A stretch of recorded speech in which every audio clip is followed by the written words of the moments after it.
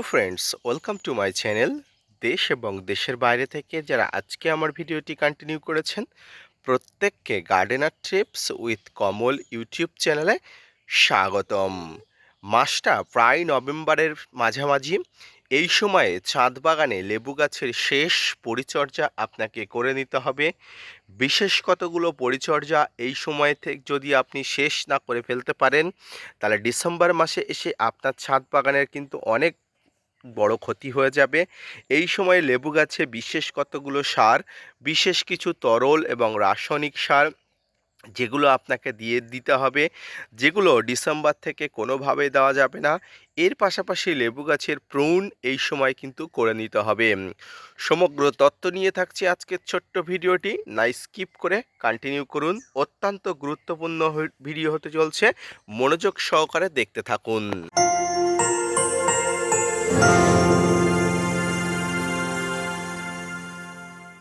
মাসটা নভেম্বর মাস। এই সময়ে লেবু গাছের এমন কিছু কাজ করতে হবে যে কাজগুলো কিন্তু ডিসেম্বরে একদম করা যাবে না। এই সময় নভেম্বর মাসে প্রথম যে কাজটি করতে হবে সেটি হচ্ছে গাছের কাটাই ছাঁটাই করা। এই কাটাই ছাঁটাই লেবু গাছের জন্য অন্যতম গুরুত্বপূর্ণ একটি বিষয়, কারণ যে কোনো লেবু গাছে কিন্তু নতুন ডালে ফুল আসে। তাই কিন্তু লেবু গাছের কাটাই ছাঁটাই অত্যন্ত অনিবার্য একটা পদ্ধতি।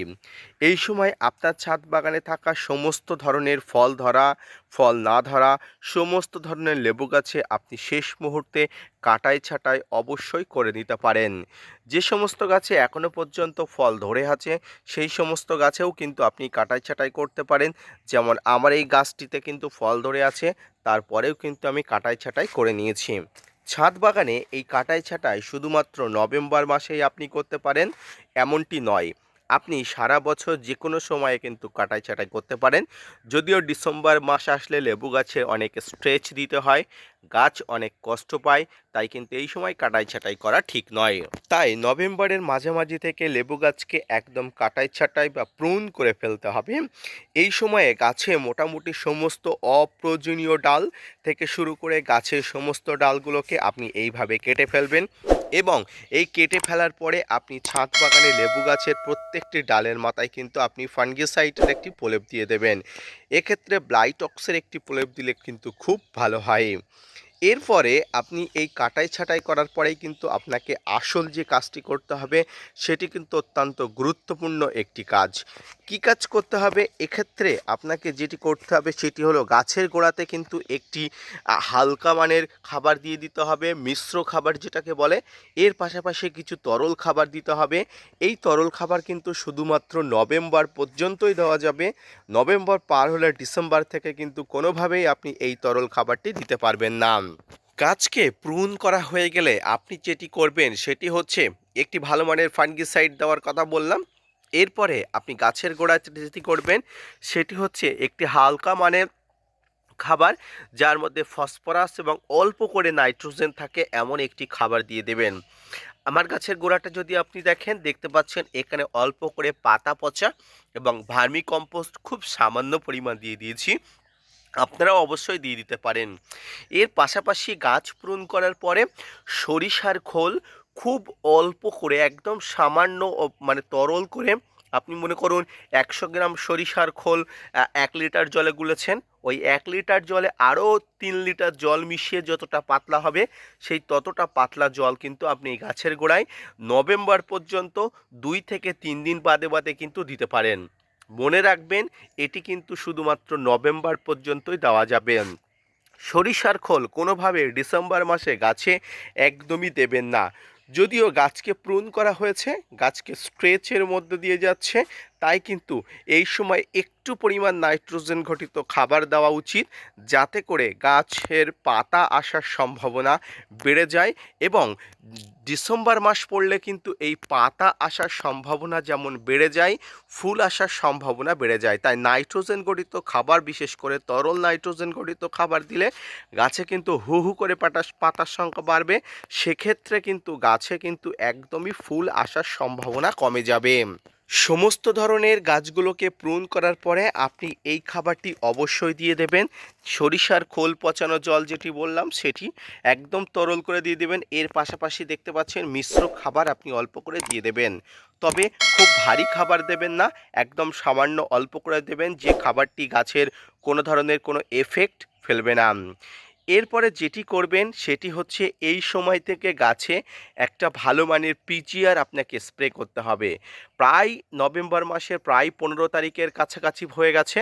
এই সময় থেকে আপনি গাছে যদি একটা করে ভালো মানের পিজিআর স্প্রে করেন তাহলে কিন্তু গাছে ফুল আসার সম্ভাবনা বেড়ে যায়। এক্ষেত্রে কোন পিজিআর ব্যবহার করবেন অনেকের মনে প্রশ্ন থাকে। আপনি ছাদ বাগানের জন্য আপনি প্লানোফিক্স, মিরাকুলান যে কোনো কিছু ব্যবহার করতে পারেন। তবে আমি বলবো এক্ষেত্রে মিরাকুলানই ব্যবহার করা বেস্ট। মিরাকুলান শুধু গাছে ফুল আনতে সাহায্য করে না, গাছে কিন্তু গ্রোথ হতে, গাছের স্বাস্থ্য ভালো রাখতে সাহায্য করে। যদি আপনি প্লানোফিক্স ব্যবহার করতে চান করতে পারেন, কোনো অসুবিধা নেই। তবে প্লানোফিক্স ব্যবহার করতে চাইলে 5 থেকে 7 ফোঁটা প্রতি লিটার জলে, মিরাকুলান ব্যবহার করতে চাইলে 25 থেকে 30 ফোঁটা প্রতি লিটার জলে প্রতি 15 দিন অন্তর, জানুয়ারি থেকে প্রায় ফেব্রুয়ারি মাস পর্যন্ত আপনি প্রতি 15 দিন অন্তর দিতে পারেন, কোনো অসুবিধা নেই। মিরাকুলান ফুল ধরা থেকে শুরু করে ফল হারভেস্ট করা পর্যন্ত কিন্তু প্রতিনিয়ত দেওয়া যায়, কোনো অসুবিধা নেই। এই সময় কিন্তু আপনি মিরাকুলান দিলে গাছ কিন্তু দ্রুত গতিতে কচি পাতা আনবে এবং এখান থেকে কিন্তু প্রচুর পরিমাণ ফুল আসার সম্ভাবনা থেকে যাবে। এরপরে অত্যন্ত গুরুত্বপূর্ণ যে বিষয় সেটি হচ্ছে গাছের গোড়াতে কিন্তু জল দেওয়া।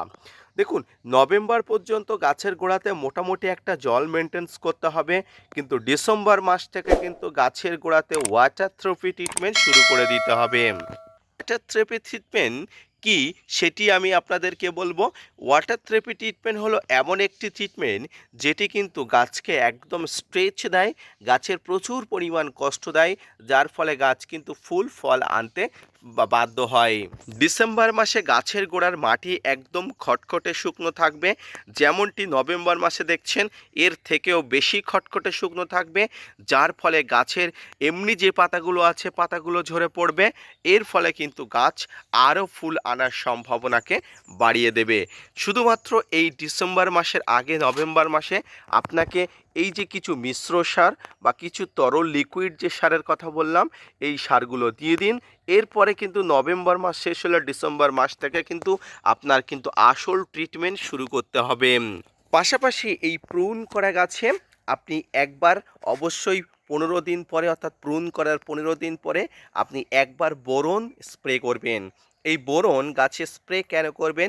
গাছে কচি পাতা আসলে অনেক সময় বিভিন্ন ধরনের সমস্যা হয়, তাই কিন্তু বোরন খুব অল্প মাত্রায়, অর্থাৎ ধরুন 1 লিটার জলে 1 থেকে 2 গ্রাম আপনারা গুলে গাছে স্প্রে করবেন, কোনো ধরনের অসুবিধা নেই। তবে সব সময় দেখবেন গাছের গোড়াটা যেন অবশ্যই একটু এই সময়ে জল দেবেন, জলকষ্টজনিত কারণে এই স্ট্রেচ লাগা গাছগুলো যেন মারা না যায়। সামান্য পরিমাণ জল গাছের গোড়াতে প্রতিনিয়ত দেবেন, কারণ গাছটি কাটাই ছাঁটাই করেছেন, এই গাছে যাতে কোনো ধরনের সমস্যা না হয় তার জন্য একটু তো জল আপনাকে দিতেই হবে।